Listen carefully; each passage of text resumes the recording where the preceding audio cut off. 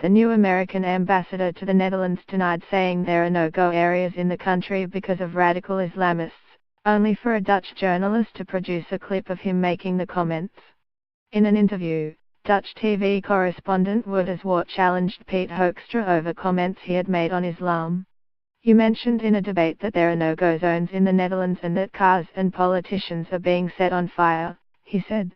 "I didn't say that. That is actually an incorrect statement. We would call it fake news. I never said that," Mr. Hoekstra replied. The journalist then appears to show the ambassador a clip of him saying the very comments he had denied making. The Islamic movement has now gotten to a point where they have put Europe into chaos. Chaos in the Netherlands, there are cars being burned, there are politicians being burned, and yes, there are no-go zones in the Netherlands, the ambassador said in the clip. Mr. Hoekstra, a Republican and former Michigan congressman nominated by Mr. Trump in July and sworn in last month, then denied his denial. He called it fake news. The journalist, working for the current affairs program EOS, challenged him. "I didn't call that fake news. I didn't use the words today," Mr. Hoekstra insisted. "No?" Mr. Zwart asked. "No," Mr. Hoekstra replied. "I don't think I did," he added.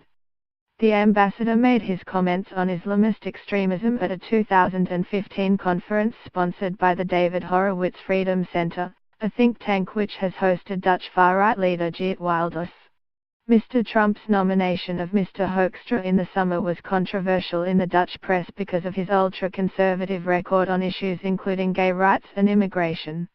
Mr. Hoekstra, who was born in the Netherlands but whose family emigrated to Michigan when he was a toddler, has previously blamed a secret jihad for causing chaos in the Netherlands.